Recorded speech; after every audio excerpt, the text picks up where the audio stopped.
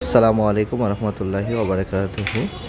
যে সকল প্যারেন্টস বা অভিভাবক বাসায় শিশুদের সাথে ফাইন মোটরের কাজ করতে চান তারা চাইলে এই ধরনের এই যে দেখেন এই যে বাচ্চাটা খেলতেছে কানেক্টিং ফোর এই খেলনাটা আপনারা নিতে পারেন, অথবা এই যে কয়েন বক্সে কয়েন ফেলা এটা কিন্তু আপনারা বানিয়ে নিতে পারেন। যে কোনো একটা ঝাড় ছিদ্র করে আপনারা পয়সা হতে পারে, কাগজ হতে পারে, হ্যাঁ, কাগজ, মোটা কাগজ একটু গোল করে করে কয়েনের মতো দিয়ে কিন্তু আপনারা চাইলে সিম্পল খেলাটা দিতে পারেন।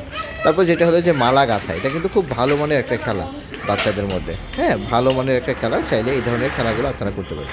পাশাপাশি আপনারা যেটা করতে পারেন এই যে এই ধরনের পমপম জাতীয় খেলা, এই যে দেখেন পমপম, এই যে চিমটি দিয়ে এই যে পমপম তোলা, এটা কিন্তু ফাইন মোটরের জন্য খুব ভালো, বিশেষ করে যারা কলম ধরতে পারে না তাদের জন্য খুব ভালো।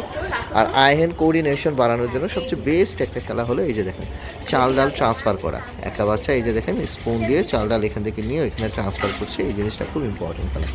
পাশাপাশি আপনি চাইলে এই যে ট্রায়াঙ্গেল, রেক্ট্যাঙ্গেল এই ধরনের শেপ দিয়ে করতে পারেন। পাশাপাশি এই যে দেখেন বোর্ডে রিং রাখা, হ্যাঁ, অথবা আপনি চাইলে এই যে বোতলের মুখ খোলা, ক্যাপ খোলা, এই ধরনের কাজগুলো কিন্তু আপনি শিশুদের সাথে অনায়াসে করতে পারেন। এই যে বোতলের মুখ খোলা, এতে কী হয় যে হাতের ম্যানিপুলেশন স্কিলটা অনেক বাড়ে, হ্যাঁ। তো এইভাবে কিন্তু বাচ্চাদের চাইলে আপনারা আপনাদের বাসায় এই কাজগুলো করে নিতে পারেন, হ্যাঁ।